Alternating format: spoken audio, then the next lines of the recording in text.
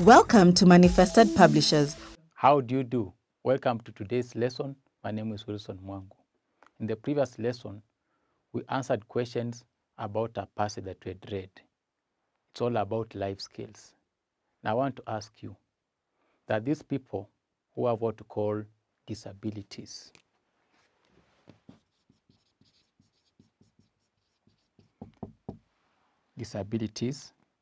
and you know them, okay? For example, the blind, the deaf. How do they manage to survive? In today's lesson, we want to focus on how you can survive those challenges that you normally face as a child or as a human being. So we're going to look at some words that talk about life skills, okay? So that will be the lesson objective.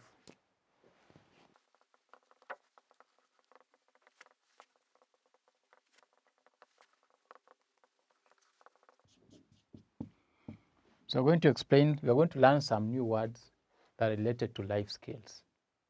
And I'll begin by talking about something called communication. Communication is part of the life skills. We need to know how to communicate. It means relay of information. Like right now, I'm communicating with you because you can actually hear me, you can see me. That's communication. So this is an important life skill. You must know how to communicate with your fellow classmates, with your teacher, with your parents. So what is communication? It means passing of information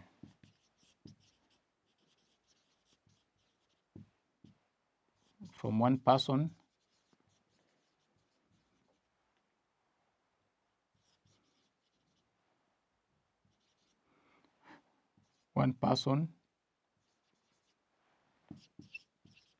to another.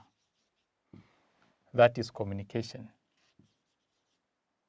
And communication takes different forms. There's what called verbal communication. You can actually hear what I'm saying. That's verbal communication or oral communication. But there's what called non-verbal communication. For example, those people who are deaf, someone who cannot hear is called a deaf person. How do you communicate with that person? Okay? So we have the word deaf. A person who cannot hear. So how do you communicate with this person? They cannot hear what you're saying, but they can see you. So use what to call gestures, like what I'm doing. Something like this means come, it means no, it means well done, all right? When you nod your head like this, it means yeah, you are agreeing. When you shake, you are disagreeing, all right? So that's we call those gestures. Use of gesture. You use your hands, use your body language. So those we call those gestures. Using body language or using your body to communicate, either your hands, your legs, your shoulders, your head, okay? We call those gestures. Then there are those people who are blind. Who is a blind person? Someone who cannot see.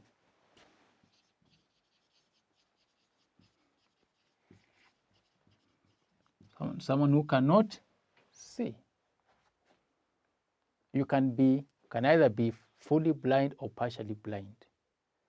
So that person who is blind, how can he or she navigate his way around? Okay, they use what call a walking stick. I think I've seen them around with a stick like this. With a stick, okay? So they walk around. That's called a walking stick. The walking stick actually guides their movement, okay? So there's a walking stick.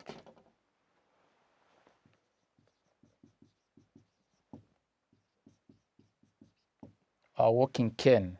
It's called a stick or a cane. A special kind of cane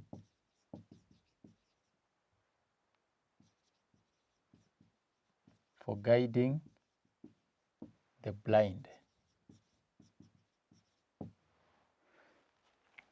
For guiding the blind. That's called a walking stick or a cane. Then there's someone who cannot speak. All right? We have said if you can't hear, you are deaf. If you can't see, you are blind. What about if you can't speak? You are called dumb.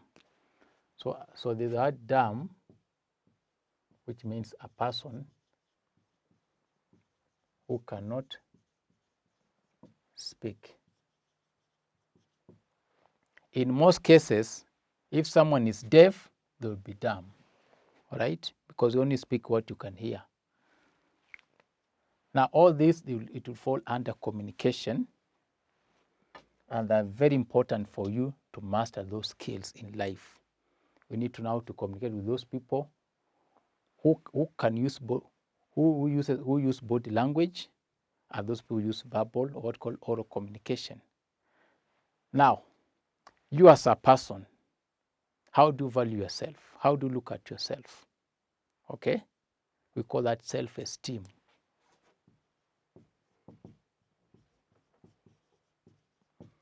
How do you value yourself? So the value, your value.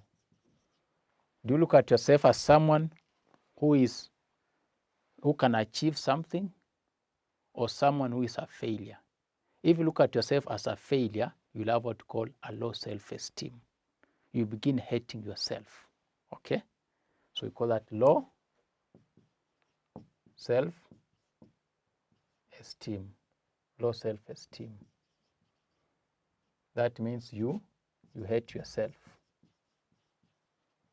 or you don't value yourself enough. But if you value yourself, you respect yourself, we say you have a high self-esteem.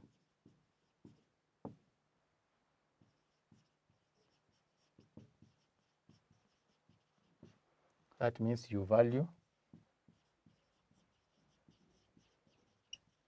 yourself a lot. Now, if you value yourself a lot, you have a high self-esteem, you cannot allow anyone to misuse you. Okay? Remember the story of Maya? Maya, this girl, allowed the tout to misuse her body. Okay? Because of some small benefits, like being given a ride. So if you have a high self-esteem, you cannot allow anyone to misuse you, okay? Yes. And if you are strong enough, if you are firm enough, you don't allow anyone to take advantage of you. We say you are assertive. We say you are what? You are assertive, yes. The word is assertive. We call that assertiveness. It means you stand firm and strong. Standing firm and strong. Firm with an I, all right? Standing firm and strong. We call that assertiveness. You know you are right, you know your space. You don't allow anyone to step on your toes unnecessarily. Okay? That's part of the life skills. Then there's what called self-awareness. Another word, right here. Self-awareness. It goes hand in hand with self-esteem. How do you know yourself? What do you like? What don't you like? Okay? For example, if you like dancing, you know yourself. So you know your likes and your dislikes. So knowing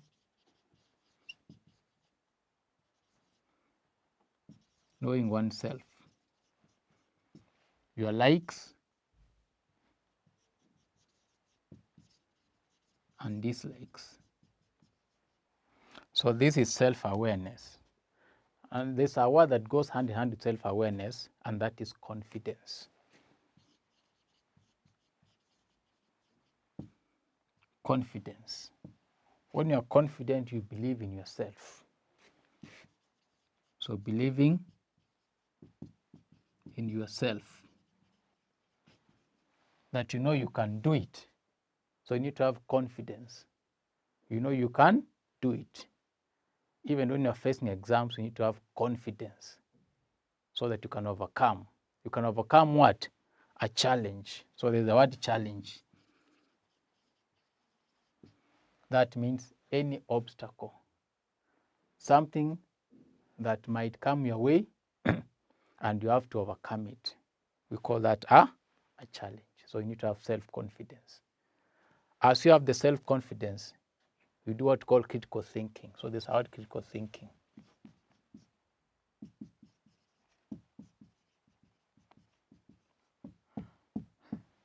There's the term critical thinking, goes hand in hand with the word challenge.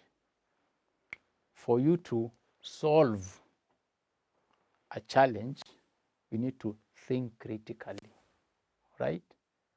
Anything that comes your way, you need to think. Even if you're told anything in class, don't just accept it as it is. Think through it. That's critical thinking. So thinking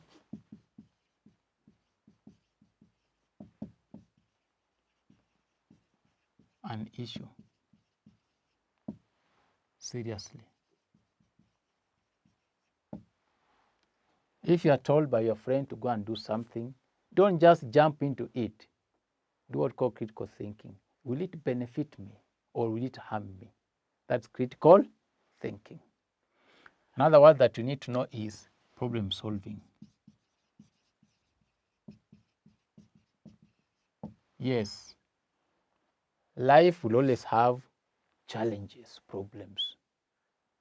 How do you overcome those problems? You solve them, okay? So you need to, it means overcoming, solving life challenges. We call that problem solving skills. You need to know how to solve problems even amongst your classmates. Of course, at school, you're going to have conflicts with your classmates. How do you solve those conflicts? Those are called problem solving skills, okay, that you need to learn. So my dear learner, these are some of the words that you need to know when it comes to life skills, okay? There are so many, but just some of them. You need to appreciate those people who have disabilities, but you normally say disability is not inability.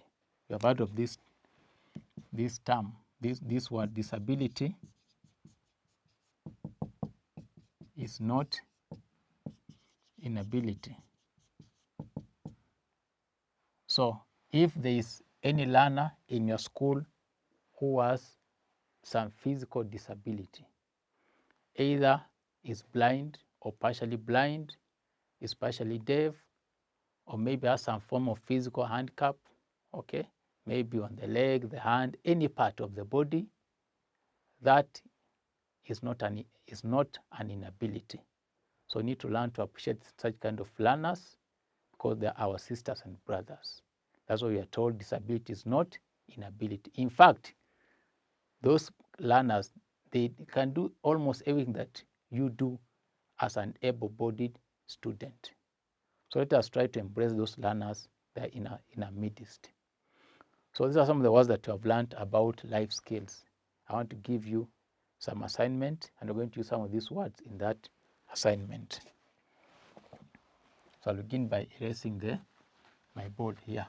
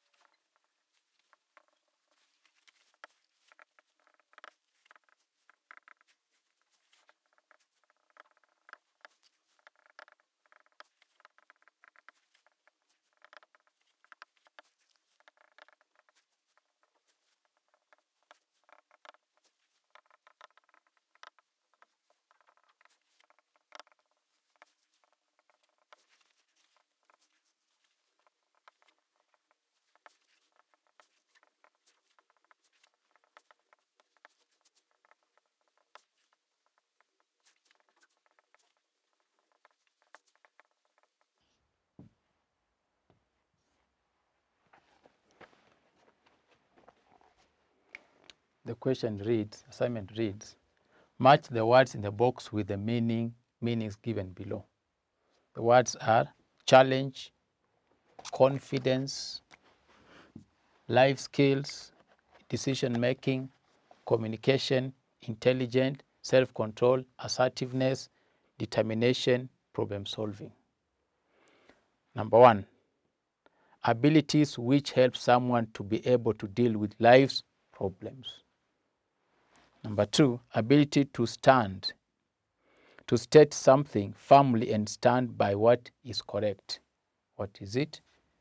Number 3, a new or difficult task that tests somebody's ability and skill. Number 4, ability to continue trying, let me just confirm. Let me make a correction here.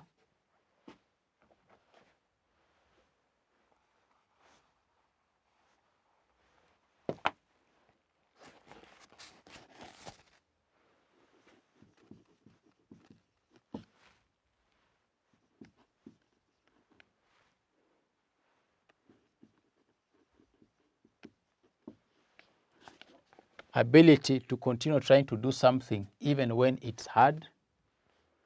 Number 5, ability to control your own behavior. Number 6, finding ways of bringing a difficult situation to an end. Number 7, process of making something known to someone. Number 8, the feeling that you can do something well. Number 9, making up your mind on what to do about something. And number 10, wise and clever. So find the meanings of these sentences from this box, okay? Yes. My dear learner, today you have learned about some words that are used under life skills. And I've given you some of them, and there are many more. Please go and read much more about life skills, because it's very important to know how to solve your problems as a young person. Thank you so much for your time. That will mark the end of today's lesson. Thank you so much for your time. I've been your teacher, Wilson Mwangu. Goodbye for now.